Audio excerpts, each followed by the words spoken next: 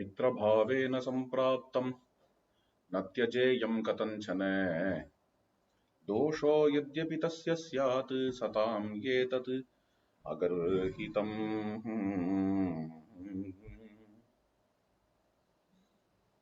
Opening இல்லாதவன்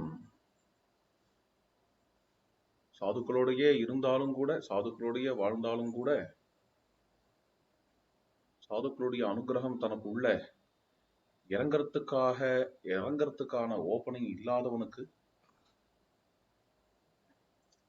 பழைய மாதிரியே தான் அவன் இருப்பான் என்கிற ஒரு துர்பாகியத்தை நேற்றைய தினம் நாம் பார்த்தோம். இது விஷயமா அந்த சாதுக்கள் என்கிறவர்களும் ஜாக்கிரதையாக இருக்கணும். இதுவும் முக்கியமான விஷயம்.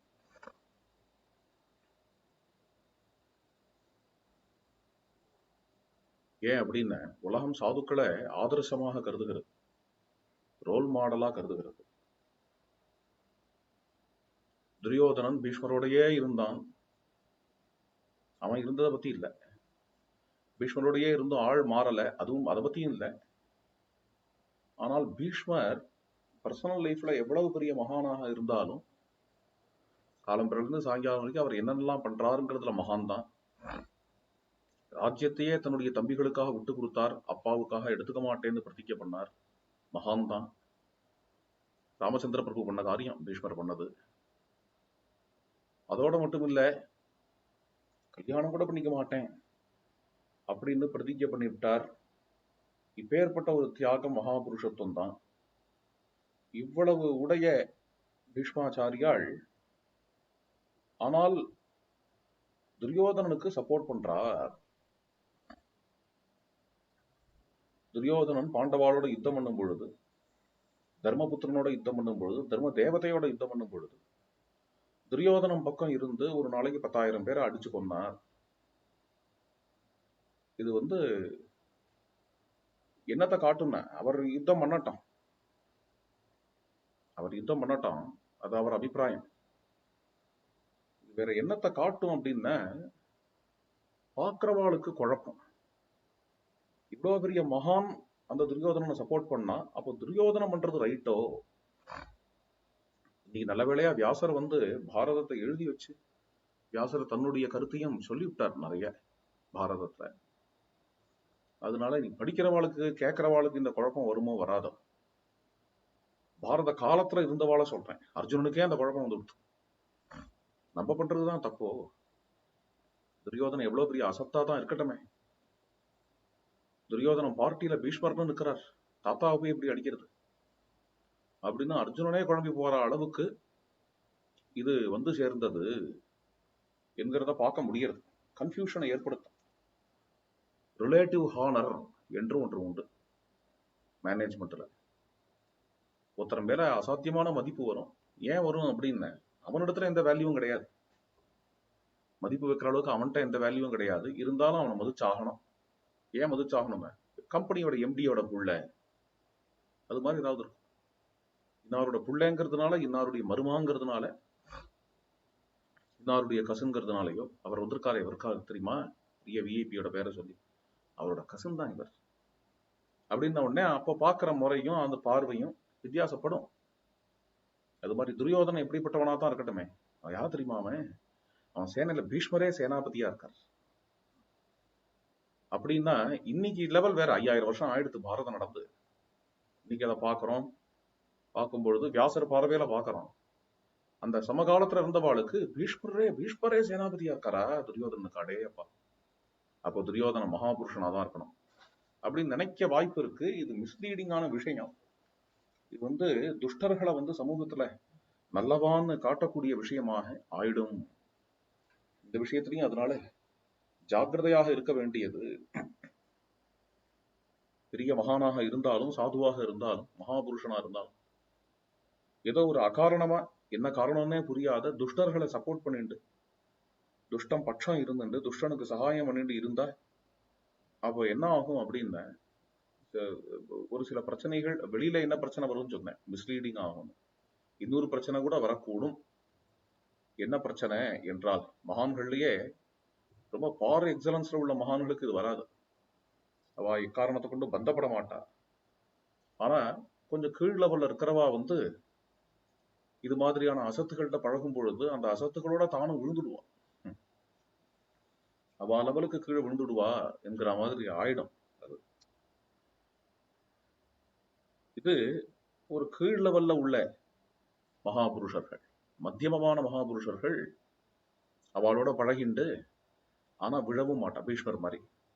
பீஷ்மர் விழுந்தது இல்லை. பீஷ்மர் பதித்தனா போயிடல. துரியோதனோட பழகிறதுனால துரியோதன குணங்கள்லாம் பீஷ்மருக்கு வந்துவிடல. அது மாதிரி இருப்பா. உத்தம குணம் 3 இருக்கு. 3க்குமே மகாபாரதத்துல நமக்கு பிரமாணம் இருக்கு. ஆச்சரியம். 3 கேரக்டர் 3த்தை காட்டுறது. அதமமான மகாபுருஷாளுக்குள்ளேயே கீழே சொல்றேன். அது மாதிரி அதமமான மகாபுருஷாளுங்கிறவா அசத் சங்கம், அசத்துகளை தன் பக்கம் வச்சிருந்தாலோ, அசத்துகள்கிட்ட ராகத்தை காட்டினாலோ அது மூலமா கீழே விழுந்துடுவா. அது மாதிரி ஒரு மாதிரியா விழுந்து துரியோதன குணங்கள் தன்னிடத்துல வந்துட்டா, ஓரளவுக்கு வந்துட்ட ஆளுதான் கர்ணன் என்ன பொறுத்த வரைக்கும். அதனாலதானே திரௌபதியாச்சாப் யுபாகர, திரௌபதியோட வஸ்திரத்தை பிடிச்சி இழுந்து துசாசன்கிட்ட சொன்னது துரியோதனன் இல்ல, கர்ணன். மகாபாரதத்துல இப்படி ஒரு அசத்து குணம் ஏன் வந்தது அப்படின்னு, துரியோதன கலரிங் வந்தாச்சு அந்த மகாபுருஷனுக்கு. இவன் அதம மகாபுருஷன். மத்தியம மகாபுருஷன் யாரு அப்படின்னு பீஷ்மர். என்ன கலரிங் வராது, ஆனா வாழ்நாள் முழுக்க பழகிட்டே இருப்பார். உத்தம மகாபுருஷன் யாருன்னா விதுரன். பீஷ்மரோ துரோணரோ மத்தியம மகாபுருஷாள். உத்தம மகாபுருஷன் விதுரன். என்னென்ன எப்ப அசத்துன்னு தெரிஞ்சதோ அந்த இடத்த விட்டு விலக வேண்டியது. பகவானுக்கே மதிப்புல சாட்சாத் கிருஷ்ண பரமாத்மா தூது பேசிட்டு, ஜெகத்குரு யானி ஜெகாத கிருஷ்ணஹா, ஜெகத்குருங்கிற பதத்தை அங்கேயே போடுறார். நதானி பும்சாம் அமிர்தாயனானி ராஜோரு மேனே க்ஷதபுங்கிலேசா யதாகி பார்த்த பிரகிதா சபாயாம் ஜகத்குரு யானி ஜகாத கிருஷ்ணஹா நதானி பும்சாம் அமிர்தாயனானி ராஜோரு மேனே க்ஷதபுங்கிலேசா. ஜகத்குருவான கிருஷ்ணன் எந்த ஜெகத்குருவனுடைய வாயிலேந்து வரக்கூடிய வார்த்தைகளை கேட்கணுங்கிறதுக்காக சப்த ரிஷிகள்லாம் கூட காத்துட்டு இருக்கான்னு மகாபாரதத்துல வருது. சப்த ரிஷிகள்லாம் வந்தாலும் துரியோதன சபைக்கு. ஆகாசத்துல தேர்ல கிருஷ்ணன் போயிட்டு இருக்கும் போது ஆகாசத்துல பார்த்த ரிஷிகள்லாம் போயிட்டு இருக்கான். ரிஷிகள் நினைச்சா, அடாடா சுவாமி கீழே போறார், நம்ம ஆகாசத்துல போறது மரியாதை இல்லைன்னு ரிஷிகள்லாம் கீழே இறங்கி நடக்க ஆரம்பிச்சார். தேர்ல போற கண்ணபிரான், அடாடா ரிஷிகள்லாம் கீழே இறங்கி நடக்கிறா, நம்ம தேர்ல உட்கார்ந்து இருக்கிறது மரியாதை இல்லைன்னு தேர்ல இருந்து கீழே இறங்கினார். என்ன அருமை! பாரதமே கீழே இறங்கி நடந்தாரு வரும். ரிஷிகளை பார்த்து கேட்டார், கா வீதி பவதா மிகன்னார். நீங்கள்லாம் எங்க போறீங்க? நீங்கள்லாம் எங்க? நாங்களா துரியோதன சபைக்கு போறோம். தூக்கி வாரி போட்டுருது. அதெல்லாம் நீங்க வரக்கூடிய இடம் இல்லையே, நீங்க வரக்கூடிய இடம் இல்லையே அதெல்லாம் அப்படின்னார் இவர். ரிஷிகள்லாம் சொன்னா, இல்ல நீ அங்க பேச போறையா, அதை கேட்கணுங்கிறதுக்காக வந்துட்டு இருக்கோம் அப்படின்னு சொன்னா ரிஷிகள்லாம். அதுக்கு அவர் சொன்னார், அங்க என்ன நான் வேதாந்தமா பேச போறேன், யோகமா பேச போறேன், குடும்ப அரட்டை அடிக்க போறேன், அங்க போய் பாலிடிக்ஸ். அந்த இடத்துக்கு நீங்க வரது உச்சிதமாகுமா, நீங்க கொஞ்சம் யோசனை பண்ணி பாருங்க அப்படின்னார் கிருஷ்ணன். அதுக்கவா சொன்னா, நீ குடும்ப அரட்டை அடிச்சாலும் அது வேதாந்தமா தான்பா இருக்கும், அத சிரவணம் பண்ணணும். நீ எது நதானி பும்சாம் அமிர்தாயனானி, அமிர்தாயனமா தான் இருக்கும், அதை சிரவணம் பண்ணணுங்கிறதுக்காக வரும். மேலும் என்னென்ன, இவ்வளவு ஒரு கேவலமான குடும்ப அரட்டையில உன்னை தனியா விட்டுட முடியாது. போறது சாதாரண தூதம் இல்லையே, போறவர் யாரு தனியா விட்டுட முடியாது. நீ அங்க போய் நின்ன என்றால், நீ எப்போ போய் துரியோதன திருத்தனம் அப்படிங்கிறதுக்காக முயற்சி எடுக்கிறையோ, அப்போ உனக்கு சப்போர்ட் பண்ணி நாங்கள்லாம் வந்தாகணும். நாங்களும் துரியோதனன் கிட்ட பேசித்தான் ஆகணும். அதுக்கு கடமைப்பட்டவா நாங்கள் வருகிறோம். அங்கதான் வரக்கூடிய வார்த்தை, ஒரு ராஜ தர்மம் அரசியல் பேசினாலும் கண்ணன் பேசுறதை கேட்கணும்னு ரிஷிகள்லாம் காத்துட்டு இருக்க. நதானி பும்சாம் அமிர்தாயனானி, அந்த பேச்சு, அந்த வாதமுதம் கொஞ்சம் கூட எடுபடல துரியோதன சபையில. கிருஷ்ணன் பேசக்கூடிய அந்த ராஜ தர்மத்தை கேட்டும் கூட துரியோதனன் தன்னுடைய தொடைய இப்படி பண்ணிட்டே ஆட்டின்னு அப்படின்னு தான் உட்காந்துட்டு இருந்தான். அவ்வளவுதான் அவனுக்கு கிருஷ்ணனோட வேல்யூ புரிஞ்சது. எப்போ கிருஷ்ணனுக்கே வேல்யூ இல்லையோ இந்த சபையில நம்ம இருக்கக்கூடாது என்று தோன்றியது விதுரருக்கு. எல்லாத்தையும் போட்டார், போயிட்டார் என்கின்ற மகாபுருஷன் உத்தமன். இத்தனை நாளைக்கு இங்க இருந்தது கூட தப்புன்னு நினைச்சிட்டு போனார் விதுரன். இப்படி உத்தம, மத்தியம, அதம ராமாயணத்திலையும் சொல்லலாம். மகாபாரதத்துல சொன்னேன் இல்லையா, இதெல்லாம் இப்பதான் ஞாபகம் வருது எனக்கு. இந்த பார்வையில ராமாயணத்தையும் பாரதத்தையும் பார்க்கணும். இதுல பார்த்தேன்னா அதமமான நல்லவன் யார சொல்லலாம் என்றால் பிரஹஸ்தனை சொல்லலாம். சீதையை கொடுன்னு சொல்லி பார்த்தான் ராவணன் கிட்டக்க. சொல்லி பார்த்து ராவணன் கேட்கல என்றால் கேட்கலங்கிறதுனால ராவணனை விட்டுடக்கூடாது என்று ராவணனோட தான் இருக்கான். ராவணனோட இருந்தாலும் ராவணன் கலரிங் பிரகஸ்தனுக்கு உண்டு. பிரகஸ்தன் கிட்ட வந்துடுத்து ராவணன் கலரிங் உண்டு. கீழே விழுந்துட்டான். மத்தியமமான நல்லவன் யார சொல்லலாம் என்றால் மால்யவான சொல்லலாம். சீதையை கொடுன்னு சொன்னான் மால்யவான். ராவணன்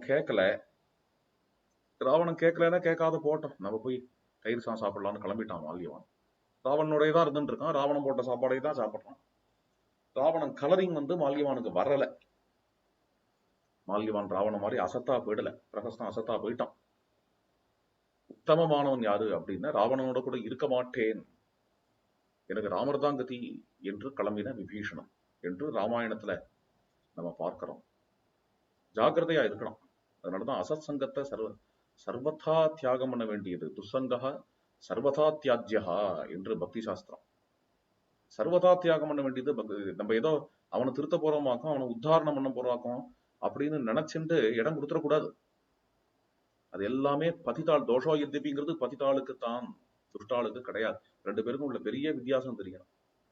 திருப்பி சொல்றேன். பதித்தாள்கிறவா யாரு அப்படின்னு, இப்படி விழுந்துட்டேனே, துஷ்டனா போயிட்டேனே என்று அழறவன், மறுபடியும் திருந்தனம்னு நினைக்கிறவன். அழுதா மட்டும் போறாது, மறுபடியும் திருந்தணும்னு நினைக்கிறேன். துஷ்டன் யாரு அப்படின்னு, என்ன யார் திருத்தறதுக்கு இருக்கா? எனக்கு என்ன இருக்கு? நான் ஏற்கனவே திருந்தினவன் தான், நான் ஏற்கனவே நல்லவன் தான், யாரு எனக்கு என்ன சொல்ல முடியும் அப்படின்னு இருந்துட்டே மகாபுருஷா பின்னாடி சுத்துறான். இவனுக்கு துஷ்டன் என்று பெயர். அவன் என்ன சுத்தினாலும் அவனால முன்னேற முடியாது. அவன் இந்த ஓப்பனிங், பதிதனுக்கு வந்த ஓப்பனிங் அவனுக்கு வராத வரைக்கும் அவனுக்கு தோஷோ எத்தேபிலாம் பதிதன் விஷயமா சொல்லப்பட்டதுதான். தோஷோ எத்தி என்ன மித்திரபாவேன சம்பிராப்தங்கிற பதம் இருக்கிறதுனால. ஏன் துஷ்டன் விஷயமா சொல்லப்படலையா நீங்க கேட்டேன்னா, மித்திரபாவேன சம்பிராப்தங்கிற பதம். யாருக்கு தோஷம் இருந்தாலும் அவனை ஏத்துப்பேன் அப்படின்னு சொல்றார் அப்படின்னு மித்திரபாவத்தோட வந்தவன். மித்திரபாவம் முக்கியம். மித்திரபாவத்தோட வந்தவனுக்கு தான் அந்த விஷயம் அப்படிங்கிறது. இல்லாத போனா என்ன ஆகும் அப்படின்னு திருதராஷ்டிர வேதாந்தம் ஆயிடும். மித்திரபாவம் வருது அப்படிங்கிறது எங்க இருக்கு அப்படின்னு நம்ம ஹிருதயத்துல. மித்திரபாவங்கிறது வெளியில இருந்து ஒரு வஸ்துல அங்கே இங்க வருது. எண்ணெய் பாட்டில் இங்க இருக்கு, இங்க வரத்துக்கு வர மாதிரி மித்திரபாவம் ஏதோ ஒண்ணு வரணும் அப்படின்னு வெளியில இருந்து வர வஸ்து இல்லை. அதை 4 பேரா தூக்கின்னு வர மாட்டான் நம்ம கிட்டக்க. ஒரு 10 பேரை தூக்கின்னு வந்தான் நம்ம கிட்டக்க, மித்திரபாவம் வந்துடுத்து அப்படிங்கிற மாதிரி விஷயம் இல்லை. நம்ம தான் நமக்குள்ள இருக்கக்கூடிய மித்திரபாவத்தை இன்வோக் பண்ணணும். நம்ம தான் இன்வோக் பண்ணியே ஆகணும். மித்திரபாவங்கிறதுக்கு அர்த்தம் சொல்லிட்டேன். பிரதிசெய்யணும் அப்படிங்கிற ஒரு உணர்வு. இந்த பிரபு நமக்காக இவ்வளவு பண்ணியிருக்காரே, அவருக்கு நம்ம என்ன செய்வோம், அவருக்கு பிடிச்ச மாதிரி நடந்துக்க முடியுமா அப்படின்னு நம்ம தான் நினைக்கணும். நம்ம ஒருத்தர் கொண்டு உள்ள போற்ற மாட்டார். நம்ம இந்த ஓப்பனிங் பண்ணித்தான் ஆகணும். திருப்பி ஸ்ட்ரெஸ் பண்றேன், ஓப்பனிங் பண்ணித்தான் ஆகணும். இல்லாத போனா என்ன ஆகும் அப்படின்னு திருதராஷ்டிர வேதாந்தம் தான். திருதராஷ்டிரம் கிட்டக்க பெரியவாள்லாம் சொல்லி, இதே தூதுதான் பெரியவாள்லாம் சொல்லி பார்த்தா. திருதராஷ்டிரன் கண்ணனும் சொல்லி பார்த்தான். எவ்வளவோ நல்ல விதத்துல உபதேசம் பண்ணா. திருதராஷ்டிரம் என்ன பண்ணிவிட்டான், பண்ற உபதேசங்கள்லாம் நன்னாதான்ப்பா இருக்கு, ரொம்ப அருமையா இருக்கு, அதுவும் பகவானே சொல்றான். இருந்தாலும் கூட இந்த யுத்தம், பாரத யுத்தம்னு ஒண்ணு நடக்கணும்னு இருந்ததுன்னா, அதுல என் புள்ள சாகனம்னு இருந்ததுன்னா, மிகப்பெரிய அழிவு ஏற்படணும்னு இருந்ததுன்னா, இதெல்லாம் விதியா இருக்கிற பட்சத்துல யாரால தடுக்க முடியும்? அதே மாதிரிதான் சூதாட்டத்துக்கு பாண்டவாளை அடைக்கணும் விதுரர் சொல்றாருங்க. அழைக்கவே கூடாது, ரொம்ப பெசகான காரியம், நம்ம குலத்தையே அழிக்கும் இது என்று சொல்றார். அப்பயும் திருதராஷ்டிரன் சொல்ற வார்த்தை, குலம் அழியுங்கிற பட்சத்துல, குலம் அழியணுங்கிறது நம்மளுடைய விதியாக இருக்கிற பட்சத்துல, அப்போ அது அது நடந்துதானே தீரும், நம்ம என்ன செய்யறது என்று சொல்றார். இந்த இன்டலெக்சுவல் லெத்தார்ஜி அப்படிங்கிறது ரொம்ப டேஞ்சரஸான விஷயம். இவ்வளோ இவ்வளோ பொத்தா இருக்கக்கூடாது, இவ்வளவு போலா இருக்கக்கூடாது, இவ்வளவு மொத்தையா இருக்கக்கூடாது. நம்ம ஒர்க் பண்ணணும். நம்மளுக்காக தான் நம்ம தான் ஒர்க் பண்ணிட்டு ஆகணும். உத்தரேது ஆத்மனா ஆத்மானம் அப்படின்னு கீதையில சொல்றார். நான் ஆத்மானம் அவசாதையேது. இந்த ஒர்க் கூட பண்ண மாட்டியா? ஹிருதயத்துல ஒரு ஓப்பனிங் கூட பண்ண மாட்டேன், ஆனா எனக்கு மோட்சம் கிடைக்கணும்னு அது துரோகம். நம்மளே நம்ம சுவாமிக்கு பண்ற துரோகம். இது விஷயமா வாஸ்தவமா வாஸ்தவமா இது திருதராஷ்டிரன் சொல்றது வாஸ்தவமா? அவன் நினைச்சிருந்தா சூதாட்டத்தை தடுத்துக்க முடியும், அவன் நினைச்சிருந்தா யுத்தத்தையே தடுத்துக்க முடியுங்கிறது தான் உண்மை. அதுதான் உண்மை, வாஸ்தவம் இல்ல அது. ஆனா சொல்றான் அப்படிதான் இருக்குங்கிற பட்சத்துல குடிக்காரன் குடிக்காதரா அப்படின்னு நான் குடிக்கணும்னு விதியா இருந்தா என்ன பண்றதுங்க? திருதராஷ்டிர வேதாந்தம். குடிக்கணுங்கிறது தான் எனக்கு விதி, குடிச்சு குடிச்சு அழியணுங்கிறது என் விதி. நான் என்ன பண்ணுவேன்? தன்னோட மனைவியை பிடிச்சு அடிக்கிறான். ஏண்டா அடிக்கிற, அடிக்காதரான்னு. அடிக்கணும், அவ கஷ்டப்படணும்னு விதி இருக்கு அப்படிங்கிறான். இப்படி ஒரு, அதாவது சாஸ்திரத்தை சரியா புரிஞ்சுக்காததுனால வந்த வேண. இது மாதிரி எத்தனை பேர் இருக்கா தெரியுமா? நாடு முழுக்க நிறைய பேர் இருக்கா மாதிரி. இது மாதிரி சொல்லிட்டு இதெல்லாமே டெவில் கோட்டிங் ஸ்கிரிப்சர் தான். வாஸ்தவத்துல சாஸ்திரம் என்ன சொல்றதுங்கிறத நம்ம சாஸ்திரத்து விஷயமா கவனிக்கணும். இது விஷயமா சாஸ்திரங்கள் விசாரம் இருக்கா, அல்லது நம்மளா இது மாதிரி புரிஞ்சுக்க வேண்டியதானா, இப்படி லெத்தார்ஜிக்கா இருக்க வேண்டியதானா, சாஸ்திரம் இதை பத்தி என்ன சொல்றது என்கிறத பகிர்ந்துக்க விரும்புறேன். எடுத்துப்போம், சாஸ்திரத்தை எடுப்போம், சாஸ்திர ரீதியா பார்ப்போம். பிரம்மசூத்திரம் 2வது அத்தியாயம் 3வது பாதத்துல வரக்கூடிய சில சூத்திரங்கள். பதம் பதமா அர்த்தம் பார்க்கலாம். நல்லா புரிஞ்சுக்கோங்க இந்த விஷயம். என்ன புரிஞ்சுக்கணும்? புரிஞ்சுட்டாதான் உருப்பட முடியும். கர்த்தா சாஸ்திரார்த்தவத்வாது என்று சூத்திரம். ரொம்ப பேர் இதுல லெத்தார்ஜிக்கா இருக்கும். இதுலயும் வெளில வரணும், லெத்தார்ஜிலையும் வெளில வரணும். கர்த்தா சாஸ்திரார்த்தவத்வாது என்று சூத்திரம். கர்த்தாங்கிற பதத்துக்கு என்ன அர்த்தம் அப்படின்னு, செய்யறவன் அர்த்தம். செய்யறவன் யாரு? ஜீவன். எந்த காரியத்தையுமே செய்யறவன் ஜீவன். இப்ப இந்த ரூம்குள்ள வந்திருக்கேன் கதை சொல்லணுங்கிறதுக்காக. வந்தது யாரு? இந்த ஜீவன், இந்த ரங்கம். கதை சொல்றது இதே ஜீவன், இதே ரங்கம் தான் கதை சொல்றது. நீங்கள்லாம் கேட்கிற, யார் கேட்கிறா? நீங்களாகிய ஜீவர்கள். கேட்கணும்னு யாருக்கு தோணித்து? நீங்களாகிய ஜீவர்களுக்கு. புரிஞ்சுதா? அது மாதிரி கேட்க வேணாம் அப்படின்னு நிறைய பேர் இருக்கா. தெரியும் இது மாதிரி ஒருத்தர் உட்காந்து சொல்லிட்டு இருக்காருன்னு தெரியும். கேட்க வேணாம்னு நிறைய பேர் இருக்கா. கேட்க வேணாம்னு நினைக்கிறது யாரு? கேட்க வேணாம்னு முடிவெடுக்கிறது யாரு? அந்த ஜீவர்கள். அந்த டாம், டிக் அண்ட் ஹாரி, அந்த எக்ஸ் ஒய், அந்த தேவதத்தன் தனஞ்சயன்.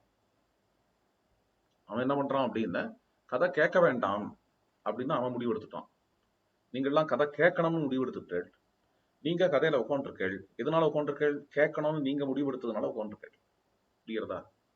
அவள்லாம் கேட்க வேணான்னு முடிவெடுத்ததுனால அவ கேட்கல. கதை கேட்கறதுங்கிற காரியம் யாரு செய்யறா? நீங்க. நான் சொல்லல, சாஸ்திரம் சொல்றது. கர்த்தா ஜீவகா. கர்த்தாங்கிறதுக்கு என்ன அர்த்தம்? செய்யறவன் அர்த்தம். அது மட்டும் அர்த்தம் இல்ல, கர்த்தாவுக்கு டெஃபினேஷன் போகும். பாணினியோட சூத்திரம் எடுக்கிறேன். சுதந்திர கர்த்தா அப்படின்னு சூத்திரம். கர்த்தா அப்படிங்கிறவன் யாருன்னு, சுதந்திரன். சுதந்திரன்னா இதை செய்யலாமா வேணாமா, வேற விதமா செய்யலாமா என்கின்ற மூன்றத்திலையும் சுவாதந்திரியம் உடையவனுக்கு கர்த்தா என்று பெயர். கர்த்தும் அகர்த்தும் அந்யதா கர்த்தும். கதை கேட்கலாமா, கேட்க வேண்டாமா, அல்லது வேற ஒருத்தர் கதையை போய் கேட்கலாமா, அல்லது கதையனே ஒண்ணு கேட்காம வேற எதையா பண்ணலாமா? இந்த முடிவு யார் கையில இருக்கு? கதை கேட்கிறவன் கையில இருக்கு. சுதந்திரா கர்த்தா, கர்த்தா சாஸ்திரார்த்தவத்வாத். கர்த்தாங்கிறவன் இந்த ஜீவன் என்கிறத பாதராயணர் பிரம்மசூத்திரத்துல நிர்ணயம் பண்ணுகிறார். இதுதான் திருமதஸ்தாளோட பாஷ்யமும். பாஷ்யம் மாறல, பாஷ்யத்துல அபிப்பிராய பேதம் இல்லை. இங்க திருமதஸ்தாலும் இப்படிதான் பாஷ்யம். ஆக பாதராயணருடைய ஹிருதயமும் இதுதான். பாதராயணத்துக்கு பாஷ்யம் பண்ணக்கூடிய, பாதராயணருடைய பிரம்மசூத்திரத்துக்கு பாஷ்யம் பண்ணக்கூடிய சங்கரர், ராமானுஜர், மத்துவர் 3 பேரோட ஹிருதயமும் இதுதான். கர்த்தாங்கிறவன் யாரு? செய்யறவன். செய்யறவனுக்கு செய்யறதுல உரிமை, செய்யறதுல சுதந்திரம் உண்டு. இப்படி செய்யலாம், இப்படி செய்யலாம், அப்படி செய்யலாம், செய்யாமையும் இருக்கலாம். அவன் எடுக்க வேண்டிய முடிவு அப்படின்னு கொடுக்கப்பட்டிருக்கும். அப்புறம் ஒரு லாஜிக். என்ன லாஜிக்னு, செய்யறது இவன் செய்யறாங்கிற, இவன் செய்யறாங்கிறத எப்படி சொல்றேள்? ஏன்னா பாதராயணர் பெரிய மகாபுருஷராக இருந்தாலும் நான் தான் அல்டிமேட் பிரமாணம்னு ப்ரொக்ளைம் பண்ணிக்கல. பாதராயணருடைய பிரம்மசூத்திரம் அப்படிங்கிறது முன்னாடி உள்ள கிரந்தங்கள், வேதம், உபனிஷத்து அதை பேஸ் பண்ணிருக்கு. அதை தான் பிரமாணமா காட்டி அதுல உள்ள லாஜிக்கு தான் பேசுறது. தானா தன்னை பிரமாணம், தானா அல்டிமேட் பிரமாணம்னு ப்ரொக்ளைம் பண்ணிக்கல. அதனாலயே சாஸ்திரத்துக்கு திருப்பி திருப்பி, உபனிஷத்துக்கு திருப்பி திருப்பி போகும் பிரம்மசூத்திரம், விசாரம் பண்ணும். அதுதான் பிரம்மசூத்திரத்தோட வேலையை தவிர நான் சொல்றேன் கேளுங்கள் அப்படிங்கிறது பிரம்மசூத்திரத்தோட வேலை இல்லை. பிரம்மசூத்திர கிரந்தக்காரருடைய சிந்தனை இல்லது. அதனாலயே என்னென்ன அவர்கிட்ட கேட்டோன்ன, இந்த ஜீவன் தான் கர்த்தான்னு எப்படி சொல்றேன்னு கேட்ட, நான் சொல்லிட்டேன்யா அதுதான் ரைட்டு அப்படின்னு சொல்றதுக்கான யோக்கியதை உடையவர் அப்படின்னு தான் நினைக்கிறேன். இருந்தாலும் சொல்ல மாட்டார், சாஸ்திரத்துக்கு தான் போவார், சாஸ்திரத்துக்கு தான் போவார். அதனால அடுத்தது என்ன, கர்த்தா, இந்த ஜீவன் தான் கர்த்தா. என்ன, சாஸ்திரார்த்தவத்வாது. இந்த ஜீவன் கர்த்தாவாக இருந்தால்தான் சாஸ்திரம் அர்த்தமாகும், சாஸ்திரம் அர்த்தவத்தாகும். அதாவது சாஸ்திரம் மீனிங்ஃபுல்லாக ஆகும். இதுக்கு என்ன அர்த்தம்? சாஸ்திரம் இந்த ஜீவன் செய்யக்கூடியவன் என்கிறத மனசுல வச்சுட்டுதான் இந்த ஜீவனை பார்த்து இதை செய், இதை செய்யாத என்றெல்லாம் சொல்லுகிறது. புரியுறதா? இந்த ஜீவனை பார்த்து சந்தியாவந்தனம் பண்ணு சொல்றோம். ஏன்? இந்த ஜீவன் செய்யறான் அப்படிங்கிறத ஏற்கனவே அஷ்யூம் பண்ணிட்டு தான் இந்த ஜீவனை பார்த்து சந்தியாவந்தனம் பண்ணு என்று சொல்லுகிறது. இந்த ஜீவனை பார்த்து யாவத் ஜீவன் அக்னிஹோத்திரம் பண்ணு என்று சொல்லுகிறது. ஏன் அப்படின்னா, செய்யறவன் இவன், செய்யறதுக்கோ செய்யாததுக்கோ முடிவெடுக்கிறவன் இவன் அப்படிங்கிற அசம்ஷன்ல தான், அதை எடுத்துட்டு தான் அவன் இல்ல.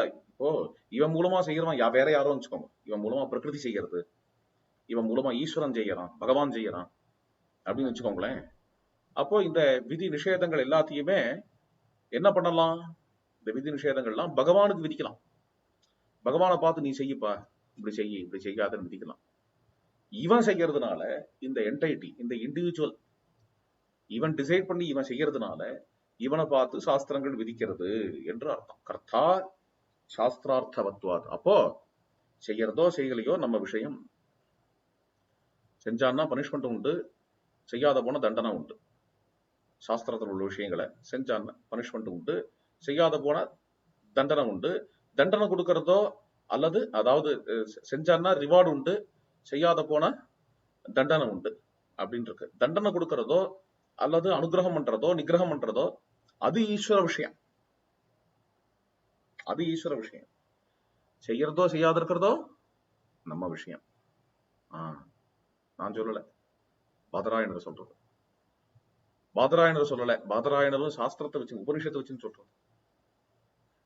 செய்யறதோ செய்யாததோ நம்ம விஷயம். செஞ்சுட்டோம் அப்படின்னா, சாஸ்திரம் விதிச்ச செஞ்சுட்டோம்னா அனுகிரகம் பண்றது அவன் விஷயம். இது கை தட்டுற மாதிரி வச்சுக்கோங்களேன். கை தட்டுறோம், இந்த கை ரெண்டுத்தையும் சேர்த்து தட்டலாமா வேணாமா யாருப்பா டிசைட் பண்றது? தட்டுறேன். ஒன்ஸ் தட்டின என்ன, அங்க சப்தம், கைய தட்டினா என்ன ஒரு சப்தம் வருதோ, இந்த சப்தம் ஏன் டிசிஷன் இல்லை, இந்த சப்தம் இருக்கே அது லா ஆஃப் நேச்சர். கையை தட்டினா சத்தம் கேட்கதான் கேட்கும். எனக்கு சத்தம் வேணாம்னா கையை தட்டக்கூடாது, சத்தம் வேணும்னா கையை தட்டலாம். இல்லையா? ஆக கையை தட்டினா சத்தம் கேட்கும், கையை தட்டாத போனா சத்தம் கேட்காதுங்கிறத தெரிஞ்சவன் தான். சத்தம் வேணுமா சத்தம் வேணாமா அப்படிங்கிறத நான் டிசைட் பண்ணி எனக்காக நான் ஏற்படுத்திக்கிறது கையை தட்டுறது என் சங்கல்பம். அதனால நான் இப்படி கையை தட்டுறேன், நான் ஏற்படுத்திக்கிறது இது அப்படிங்கிறது பாயிண்ட். அப்படிதான்ப்பா, இதுதான்ப்பா கர்மாதிகாரிங்கிறது. இதுதான் புண்ணியம் பாபம். புண்ணியம் செய்யணும்னாலும் நான் டிசைட் பண்ணி ஆகணும், பாபம் பண்ணி ஆகணும் அப்படின்னாலும் நான் டிசைட் பண்ணி ஆகணும். நான் டிசைட பண்ணிட்டு நான் பாபத்தை பண்றேன் புண்ணியத்தை பண்றேன், அந்த பார்த்துட்டு இருக்கான் பகவான், இந்த பையன் புண்ணியம் பண்றானா பாவம் பண்றானான்னு. புண்ணியத்தை பண்ண அனுகிரகம் பண்ணுவான், பாபத்தை பண்ண வச்சு வாங்கிடுவான், தண்டனை கொடுத்துருவான். யார எப்பேற்பட்ட கொம்பனா இருந்தாலும், ராமனோட அப்பனா இருந்தாலும் பாவம் பண்ணா ஸ்ரவணகுமாரனை அடிச்சதுக்கு விழுந்துதான் ஆகணும். கிருஷ்ணனோட பிள்ளையா இருந்தாலும் குடிச்சுட்டு செத்துதான் ஆகணும். அப்படிதான் அது. என்ன பாபத்தை பண்ணா அதுக்கான பலன் பகவத் அவதாரங்களுடைய பிள்ளையாத்தான் இருக்கட்டும், அப்பனாத்தான் இருக்கட்டும், எப்பேற்பட்ட கொம்பனாத்தான் இருக்கட்டும், எவனாத்தான் இருக்கட்டும், அவன் பண்ண பாவத்தை அவன் கட்டிக்க வேண்டியதுதான். இதுல ஈஸ்வரன் காம்ப்ரமைஸே வைக்கல. இது சாட்சாத் அவதார புருஷனோட அப்பாவாச்சே, அவதார புருஷனோட பிள்ளையாச்சே, இந்த கதையெல்லாம் கிடையாதுங்க. என்ன அப்படிதான், இதுதான் கர்த்தா சாஸ்திரார்த்தவத்வாது அப்படிங்கிறதுக்கு அர்த்தம். சுபகிருத்து சுபமாப்னோதி பாப, அவ்வளவு ஸ்ட்ராங்கான விஷயம் கர்மாதிங்கிறது. சுபகிருத்து சுபமாப்னோதி பாபகிருத்து பாபமஸ்னுதே. பகவானை ஆசிரியச்சோம்னா தளர்த்தலாம். கருணையினால அவனுக்கு வரக்கூடிய மலையான கஷ்டத்தை பரவாயில்ல திருந்திட்டாங்கிறதுனால பகவானுடைய உள்ளத்துல ஒரு ஈரம் வருது. அந்த ஈரத்தினால அவனுக்கு வரக்கூடிய பெரிய ஆபத்தை அதை கொஞ்சம் சின்னதாக ஆக்கலாம். அவனுடைய உள்ளத்துல ஈரத்தை வரவழிக்கிறோம் நம்ம திருந்தினதுனாலயோ, நாலு நல்ல காரியம் பண்ணிட்டதுனாலயோ. பாக்குறான், ஐயோ துஷ்டனா இருந்தான், இப்ப பத்திதன் ஆயிட்டானே, இந்த பத்திதனை உத்தாரணம் பண்ணணும், அவ்வளவுதானே நமக்கு. பரவாயில்ல, கொஞ்சம் ரிலாக்ஸ் பண்ணி விட்டுரும். அவனுக்கு பலையான ஒரு கஷ்டம் வரதா இருக்கும், அந்த கஷ்டத்தை ஒரு துஸ்வப்னமா ஒரு கனவுல கொண்டு வந்து விடுறது, இது மாதிரிலாம் தளர்த்தலாமே தவிர, அது பகவான் தளர்த்துறதுன்னு ஒண்ணு. இப்ப பிரசிடென்ட்டுக்கு மனுன்னு ஒண்ணு சொல்றாரு இல்லையா, குற்றவாளி பிரசிடென்ட்டுக்கு லெட்டர் எழுதினா பிரசிடென்ட் கருணையினால ஏதாவது கிடைக்கலாம் அப்படின்னு, அது மாதிரியா தளர்த்துறது அப்படின்னு ஒண்ணு உண்டே தவிர. ஆனால் பகவான் புண்ணிய பாபங்களை விசரணம் பண்றதுல பொதுவாக அடிப்படையில பார்த்தேன்னா பல விதரண தட்சம் பட்சபாத அனபிக்யம், காம்ப்ரமைஸே இல்லாதவராத்தான் இருக்கிறார். காம்ப்ரமைஸே இல்லாதவராத்தான் இருக்கார் அப்படிங்கறத நம்ம பாக்குறோம். கர்த்தா சாஸ்திரார்த்தவத்வாது அப்படி பலன் கிடைச்சது அப்படின்னு விஹாரோபதேசாது ஜக்ஷன் கிரீடன்னு ரமமான, பலனை அனுபவிக்கிறவனும் இவன் தான். அவன் பண்ற காரியங்களுக்கு பலனை யார் அனுபவிக்கிறான்? இவன் ஒரு காரியத்தை பண்ணிட்டு வேற யாரோ பலன் அனுபவிப்பாளா? இவன் தான் அனுபவிக்கிறான். அடுத்தது என்னென்ன உபாதானாது, அடுத்த சூத்திரம். இவன் தானே இந்த இந்திரியங்களை கிரகிக்கிறான், இந்த இந்திரியங்களை யூஸ் பண்றான். இந்த இன்ஸ்ட்ருமெண்ட்ஸ் நமக்கு கொடுக்கப்பட்ட இன்ஸ்ட்ருமெண்ட்ஸ் பகவான் டைம் தான் இல்லைங்கள, இருந்தாலும் கூட இன்ஸ்ட்ருமெண்ட்ஸை யூஸ் பண்றது யாரு? இவன் என்னும் பொழுது பாபமோ புண்ணியமோ இவன் பண்ணக்கூடியது என்கிறத உபனிஷத்து தெரிவிக்கிறது. ஏதான் பிராணான் கிரகித்வா ஸ்வே சரீரே யதா காமம் பரிவர்த்ததே. இந்த இந்திரியங்களை கிரகிச்சுட்டு இந்த சரீரத்துக்குள்ள இருந்துட்டு இவன் என்ன செய்யலாம் என்ன செய்யக்கூடாதுங்கிறது நிர்ணயம் பண்றவனா இருக்கிறான்னு உபனிஷத்து சொல்றதுனால உபாதானாத், இவன் தான் கர்த்தா, இவன் தான் கர்த்தா. அடுத்த வார்த்தை, அடுத்த சூத்திரம். வியபதேசாச்ச கிரியாயாம் நச்சேது நிர்தேச விபர்யா. வியபதேசாச்ச கிரியாயாம், இவன் தான் செய்யறான்ங்கிறத தெளிவாக தைத்திரிய உபனிஷத்து சொல்லுகிறது. விஜயானம் யஜ்யம் தனுதே கர்மாணி தனுதே பிச்சே விஜயானம் தேவா சர்வே பிரம்மஜ்யேஷ்டம் உபாசதே. விஜயானம் யஜ்யம் தனுதே, விஜயானாத்மா தான் யஜ்யத்தை செய்கிறான். கர்மாணி தனுதே பிச்சே, விஜயானாத்மா தான் கர்மாக்களையும் செய்கிறான். விஜயானாத்மா தான் யாரு? ஜீவாத்மாவுக்குள்ள பழைய பேர். ஜீவாத்மாங்கிற பேர் பின்னாடி டெவலப் ஆனதுதான் வேதாந்த பரம்பரையில. அந்த நாள்ல அவனை விஜயானாத்மா அப்படின்னு சொல்லுவார். விஜயானம் யஜ்யம் தனுதே, இந்த விஜயானாத்மா தான். என்ன நீங்க மட்டும் இப்படி சொல்ற? விஜயானம்னா இன்டெலிஜென்ஸ் இல்லையோ? விஜயானம்னா இன்டெலிஜென்ஸ் பொது சாஸ்திரிக் டேர்ம்ல டெக்னிக்கல் டேர்ம் இது. இங்க விஜயானம் அப்படின்னா விஜயானாத்மா ஜீவாத்மா என்று அர்த்தம். விஜயானம் யஜ்யம் தனுதே, விஜயானம் யஜ்யத்தை செய்கிறது என்றால் விஞ்ஞானாத்மா யஜ்யத்தை செய்கிறான். கர்மாணி தனுதே பிச்ச. விஞ்ஞானாத்மா கர்மாக்களை செய்கிறான். விஞ்ஞானம் தேவா சர்வே பிரம்மஜ்யேஷ்டம் உபாசதே நச்சேது நிர்தேச விபரியா. விஞ்ஞானம்னா புத்தி, விஞ்ஞானம்னா இன்டெலிஜென்ஸ் நீங்க எடுத்துட்டேன்னா அப்ப என்ன ஆகும் அப்படின்னா வேற மாதிரி சொல்லியிருக்கும் வேதம் உபனிஷத்து. விஞ்ஞானம் யஜ்யம் தனுதேன்னு சொல்லாம விஞ்ஞானேன யஜ்யம் தனுதே, புத்தியால் யஜ்யம் செய்கிறான், புத்தியால் கர்மாக்களை செய்கிறான் என்றுதான் சொல்லுங்க. புத்தி யஜ்யத்தை செய்யறது, புத்தி கர்மாவை செய்யறதுன்னு சொல்ல முடியாது. புத்தி ஜடமாக இருக்கிறதுனால புத்தி கர்த்தாவாக இருக்க முடியாது, புத்தி கர்த்திரியாக இருக்க முடியாது. ஆனால் இது என்ன என்றால் புத்தி அப்படிங்கிறதா இல்லாம புத்தியை விட இங்க விஞ்ஞானாத்மா, புத்தி உபாதியாக இருக்கக்கூடிய ஆத்மா, அவன் தான், அந்த ஜீவன் தான் நிர்ணயம் பண்ணி யஜ்யத்தையோ கர்மாக்களையோ செய்கிறான் என்று ஒரு அற்புதமாக இங்க சூத்திரம் சொல்லுகிறது. அடுத்த சூத்திரம், சில கேள்விகள்லாம் நமக்கு வரும். இந்த கர்த்தா செய்யறான் என்கிறது இல்லாதபடிக்கு, அதாவது இந்த ஜீவன் இந்த விஞ்ஞானாத்மா செய்யறான் என்கிறது இல்லாதபடிக்கு இது பிரகிருதி செய்யறான்னு வச்சு, பிரகிருதி செய்யறதுன்னு வச்சுக்கலாம். நேச்சர் செய்யறது. விஞ்ஞானாத்மா ஒன்றும் செய்யல, இந்த ஜீவாத்மா ஒன்றும் செய்யல, நேச்சர் செய்யறது, பிரகிருதி செய்யறது என்று வச்சுக்கலாம். என்ன, அதுவும் வச்சுக்க முடியாது. அதுக்காக தான் இந்த 2 சூத்திரங்கள், உபலப்திவது அநியமகா சக்தி விபரியாதுலாம், சமாதி அபாவாச்ச. பிரகிருதி செய்யாது. பிரகிருதி செய்யறதா இருந்தான்னா ஒரு நியதி இல்லாம செய்யலாம். இந்த சரீரத்துக்குள்ள இந்த கர்மா நடக்கிறது, அந்த கர்மாவுக்கான பலன் கிடைக்கிறது, இந்த என்டைட்டிக்கு இந்த கர்மா செஞ்சவன் அதனால அவனுக்கு இந்த பலன் கிடைக்கிறது, அந்த என்டைட்டி அந்த கர்மாவை செஞ்சவன் அதனால அந்த பலன் கிடைக்கிறது. அப்படிங்கிற இந்த ஒரு நியதியே இல்லாதபடிக்கு பிரகிருதியும் ஜடமா இருக்கிறதுனால சகட்டு மேனிக்கு யார வேணா கர்மா செய்யறதுக்கு தூண்டலாம், எங்க வேணா யாருக்கு வேணா எந்த பலன் வேணா அடையலாம் அப்படிங்கிற மாதிரி அமையக்கூடும். ஒரு நியமமே இல்லாதபடி அமையக்கூடும். சமாதி அபாவாச்சங்கிற சூத்திரம் ரொம்ப அழகான சூத்திரம். பிரகிருத்தியை ஆத்மாவினிடத்துல நீக்கிறது தான், பிரகிருதி உபாதிகளை நீக்கிறது அப்படிங்கிறது தான் மொத்த சாதனை, அத்தியாத்ம சாதனைய. அதுல பிரவர்த்திக்கிறவன் எவனா இருப்பான் இல்லையா? சமாதிக்கு போகணுங்கிறதுக்காக தான் மொத்த சாதனையும். சமாதிங்கிறது பிரகிருதி உபாதிகளை சொரூபத்திலேருந்து நீக்கிறது தான் சமாதியே என்று இருக்கும் பொழுது பிரகிருத்தியை நீக்கிற காரியத்தை செய்யுமா? பிரகிருத்தியை நீக்கிற காரியத்தை செய்யறதுக்கு பிரகிருத்தியை உபயோகப்படுத்திக்கலாமே தவிர, ஒரு விஞ்ஞானாத்மா, ஒரு ஜீவாத்மா பிரகிருத்திய பிரகிருதி உபாதிகளை நீக்கிறதுக்கு பிரகிருத்தியை உபயோகப்படுத்திக்கலாமே தவிர, ஆனால் பிரகிருதியே நீக்கின்றது அப்படின்னு ஆக முடியாது. பிரகிருதியே சமாதிக்கு லீடு பண்ணிட்டு அப்படின்னும் இது ஆக முடியாது அப்படின்னு. சோதவியோ மந்தவியோ நிதித்தியாசித்தவியா முதலிய வாக்கியங்கள் எல்லாமே இந்த விஞ்ஞானாத்மாவை குறிச்சுதான் இருக்கு. பிரகிருதி செய்யற காரியமா இருந்தா அப்ப பிரகிருதியை பார்த்து உபதேசம் பண்ணிருக்கணும் வேதம்.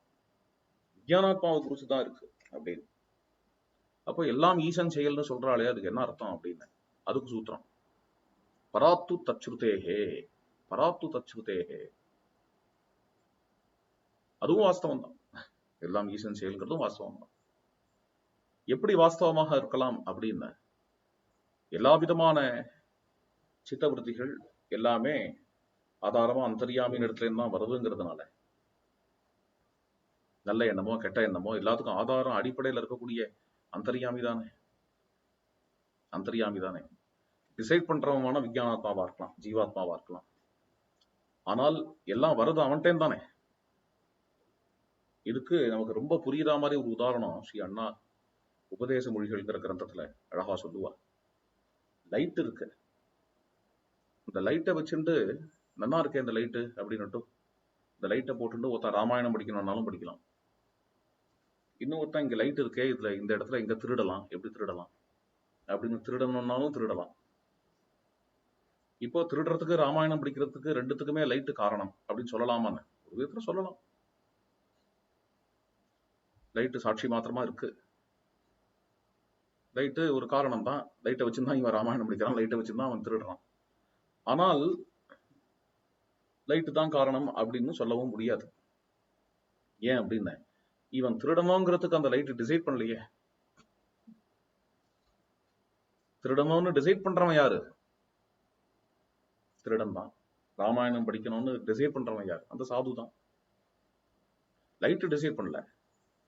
லைட்டை எப்படி உபயோகப்படுத்தணும் அப்படிங்கிறது சுதந்திர கர்த்தா அல்லது கர்த்தா சாஸ்திரார்த்த தத்துவம்.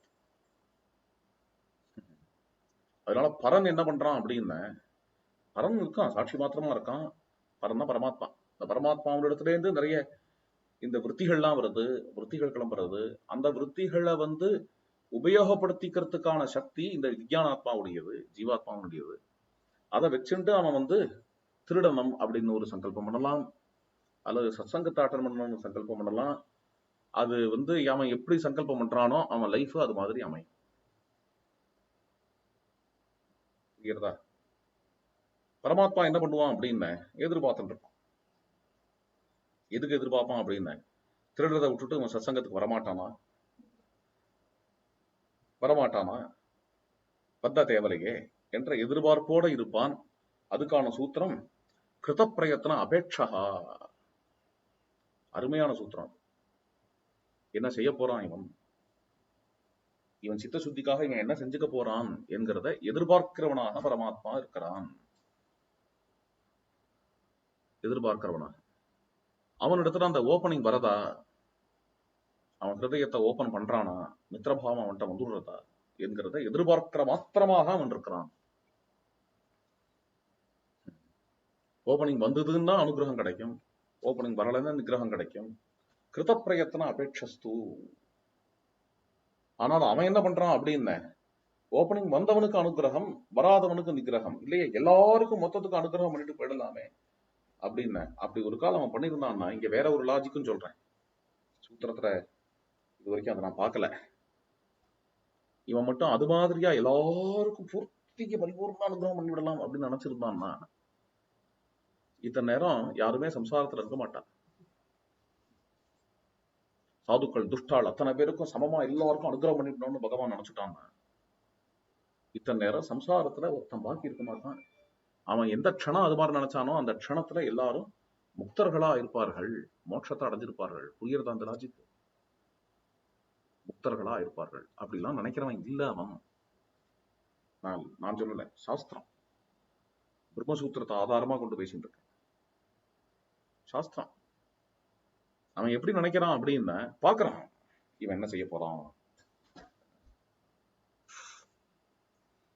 இவன் என்ன செய்ய போறான்.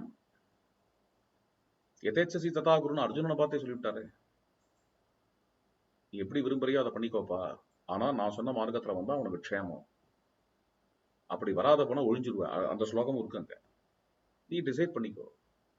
டிசைட் பண்ணிக்கிறதுக்கான சுவாதந்திரியம் அர்ஜுனனுக்கு தான் கொடுக்குறான் கிருஷ்ணன். அது மாதிரிதான் நம்ம எல்லாருக்குமே என்ன அப்படின்னு பார்த்துட்டு இருக்கான். செய்வானா,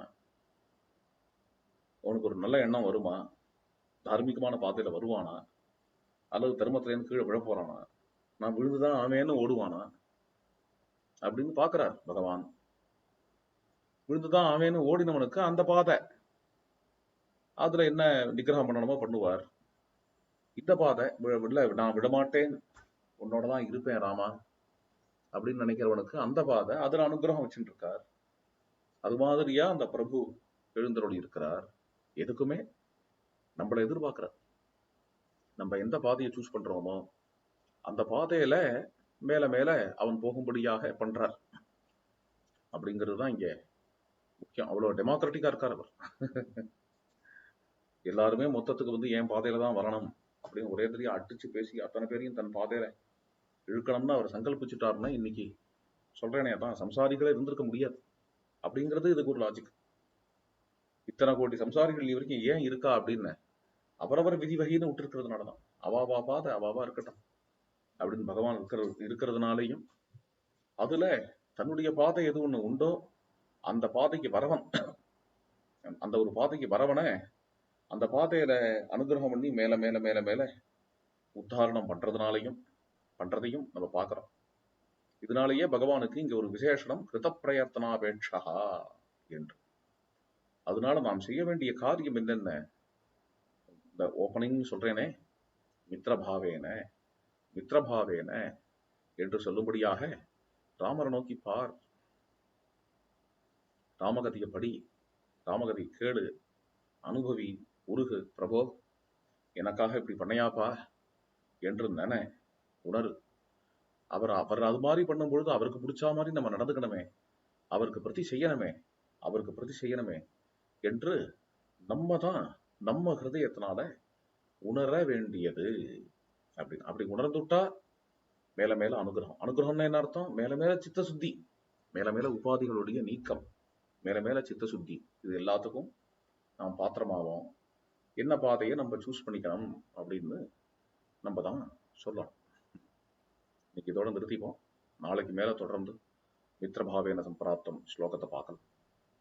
ராமோ ராமோ ராம இதி பிரஜாநாமபவன் கதாஹ ராமபூதம் ஜகதபூத் ராமே ராஜ்யம் பிரசாசதி அமோகம் பலவீர்யம் தே அமோகஸ்தே பராக்கிரமः அமோகாஸ்தே பவிஷ்யந்தி பக்திமந்தஸ்ச யே நராः அமோகம் தர்சனம் ராமா ந ச மோகஸ்தவஸ்தவ அமோகாஸ்தே பவிஷ்யந்தி பக்திமந்தஸ்ச யே நராः லோகாः சமஸ்தாः சுகினோ பவந்து யதः அப்யுதய श्रेयससिद्धिः सधर्मः वेदाः प्रमाणम् धर्मस्य धर्मो रक्षति रक्षितः रामो विग्रहवान् धर्मः मनोपासनेन धर्मवृद्धि राम तवास्मि வாழ்க்கையே ராமனாகும் ராமனே வாழ்வு ராமனே வாழ்வு தந்தை வாழ்க்கையே ராமன் தந்தை ராஜ்யம்தான் தேவ சாம்ராஜ்யம் காண்.